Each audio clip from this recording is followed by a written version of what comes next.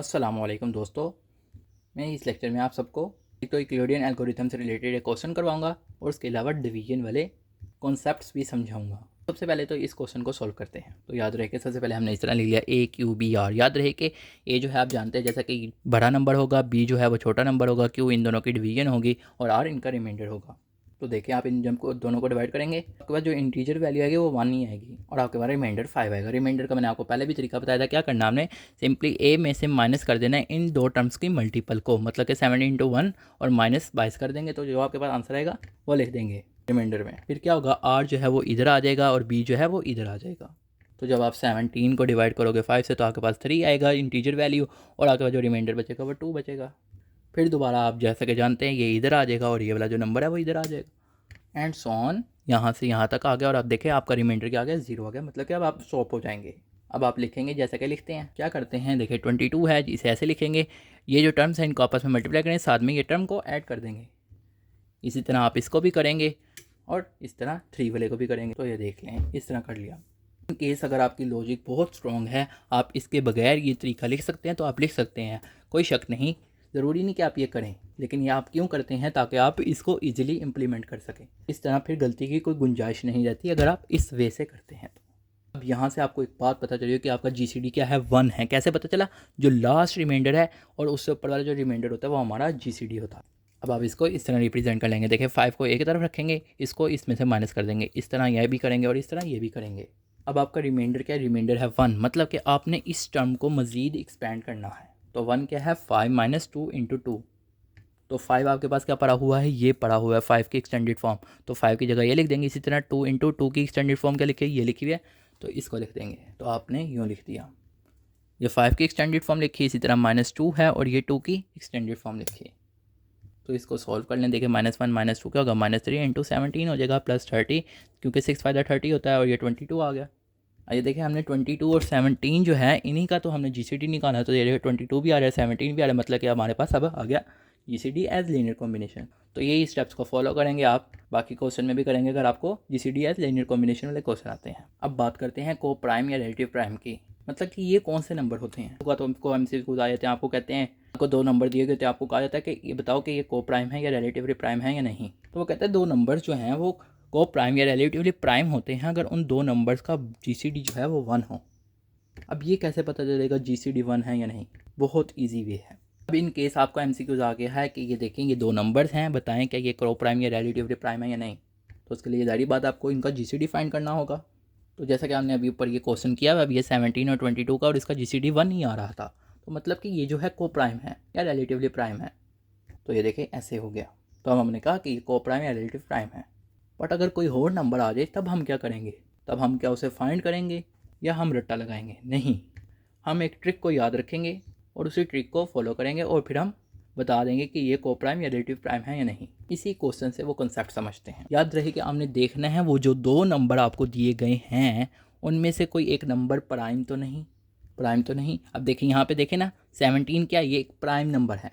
अगर उन 2 नंबर में से कोई एक नंबर प्राइम हो या दोनों नंबर ही प्राइम हो तो आप कह देंगे कि ये को प्राइम या रिलेटिव प्राइम है, मतलब कि आपको उनको GCD भी फाइंड करने की ज़रूरत नहीं पड़ेगी। या ऐसा भी हो सकता है आपको 2 नंबर दे दीजिए और आपको कहा जाए कि ये को क्या है, मतलब कि इनका GCD क्या है, तब भी आप देख के बता सकते हैं कि इनके एक रिज़ल्ट निकलता है यहाँ से। वो क्या निकलता है कि अगर कोई भी नंबर जो है 2 नंबरों में से एक नंबर प्राइम है या दोनों प्राइम है तो उनका GCD हमेशा 1 होगा। 1 होगा मतलब कि को प्राइम या रिलेटिव प्राइम होंगे। अब बाज़ औक़ात आपको शॉर्ट क्वेश्चन आ जाते हैं कि आपने क्वेश्चन को इस फॉर्मेट में सॉल्व करके दिखाना है, मतलब कि GCD निकालना है इस फॉर्मेट से। तो ये कैसे निकालेंगे, इजी है, कोई डिफ़िकल्ट नहीं है। एक एग्जांपल से समझ लेते हैं। साल के तौर पे हमने GCD निकालना है 18 और 24 का यूजिंग दिस फॉर्मेट। सबसे पहले तो आपने वही SCM वाला यूज़ करना है मेथड। तो जब आपने ये किया तो आपको पता चला 18 ये है और 24 ये है। अब आप इसको मज़ीद एक और सिंप्लीफाइड फॉर्म में लिख सकते हैं। कैसे लिख सकते हैं वो भी बहुत ईजी है। ये देखो 2 1 टाइम आ रहा है तो मैंने 2 को ऐसे लिख दिया, इसी तरह 3 2 टाइम्स आ रहा था तो 3 लिख दिया, इसी तरह 2 यहाँ पे 3 टाइम्स आ रहा है और 3 एक टाइम आ रहा है तो इस तरह लिख लिया। अब आप देखें दोनों में क्या सेम कौन से हैं, 2 हैं। तो 2 हैं तो यहाँ पे आप T1 की जगह किस्म का 2 लिख दोगे और ऊपर जैसा कि मिनिमम फंक्शन है और साथ में लिखा हुआ है A1 × B1।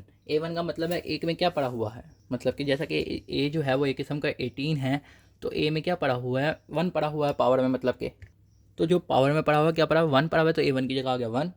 इसी तरह 2 में क्या पड़ा हुआ है 24 में, 2 की में क्या पावर में क्या पड़ा हुआ है 3 पड़ा हुआ है, तो 3 लिख दिया। इसी तरह देखें नेक्स्ट नंबर कौन सा है 3 है, तो 3 लिखेंगे यहाँ पे।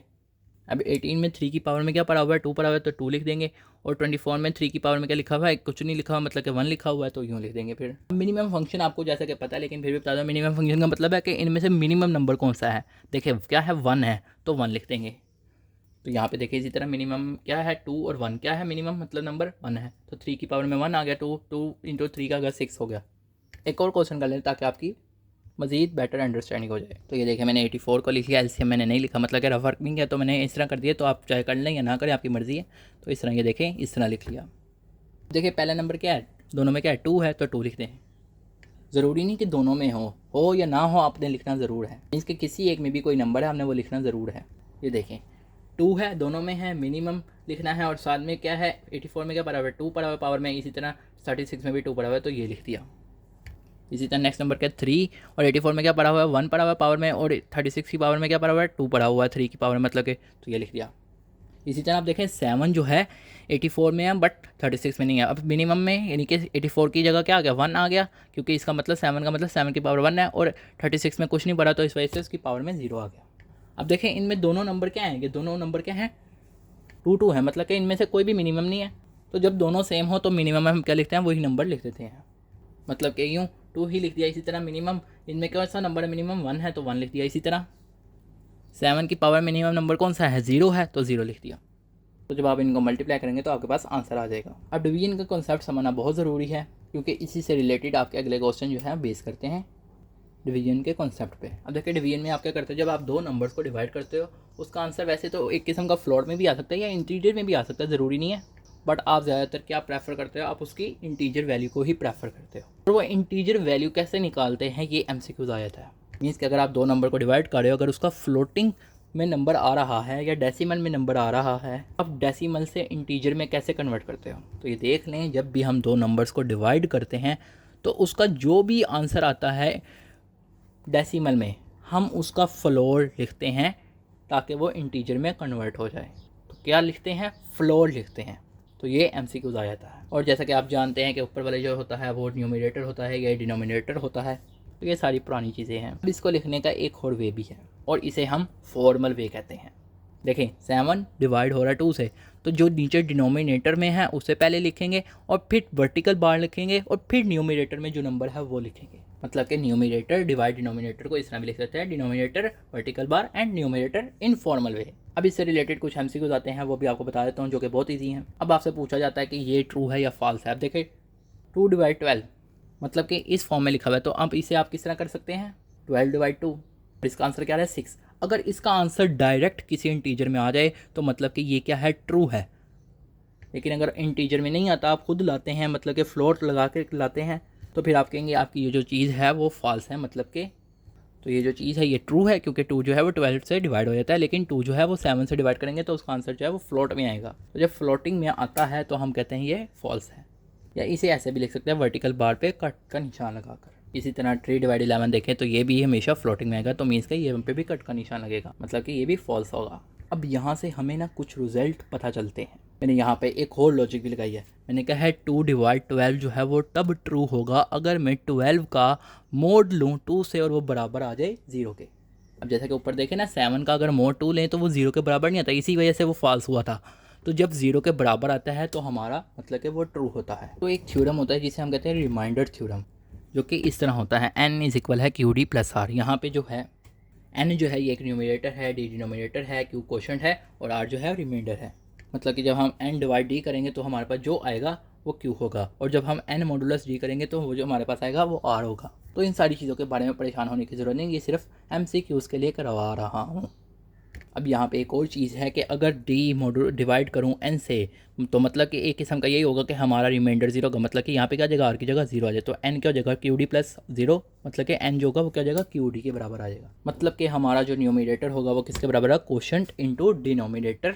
अगर हमारा रिमाइंडर 0, अगर हमारा रिमाइंडर 0 नहीं है तो फिर हमारा साथ में रिमाइंडर भी ऐड होगा ताकि वो न्यूमरेटर बन जाए। तो ये बस चीज़ें वैसे ही समझने के लिए MCQs के लिए, बाकी परेशान होने की कोई ज़रूरत नहीं है इस टॉपिक से रिलेटेड। तो ये कुछ थ्योरम्स हैं जो कि एमसीक्यूज़ के लिए आ सकते हैं। वो कहता है अगर एक ए नंबर है और वो डिवाइड हो जाता है बी से, इसी तरह वही ए नंबर अगर डिवाइड हो जाता है सी से, तो हम कह सकते हैं कि हमारा जो नंबर है वो डिवाइड हो सकता है। जो उसके डिनोमिनेटर में टर्म्स पड़ी हैं डिफरेंट, उनको ऐड करके भी उससे भी डिवीजन हो सकती है। एग्जांपल के जरिए समझ लेते हैं। मतलब कि मिसाल के तौर पे एक हमारा नंबर है 10 और इसी तरह 10 है, डिवाइड 5 हो रहा है और डिवाइड 2 हो रहा है, तो हम कह सकते हैं 10 डिवाइड 5 + 2 भी कर सकते हैं। तो ज़रूरी नहीं कि इनका रिमाइंडर जो है वो 0 के बराबर है, ये सिर्फ हम एमसीक्यूज़ के पर्पज़ के लिए मैंने आपको बताया है बस। तो वो कहते हैं अगर हम ये दो नंबर है उनको डिवाइड कर सकते हैं, तो इसी तरह हम वो जो हमारे डिनोमिनेटर में नंबर पड़ा है उसके साथ अगर हम कोई और नंबर भी मल्टीप्लाई करें तो उसे भी डिवाइड कर सकते हैं।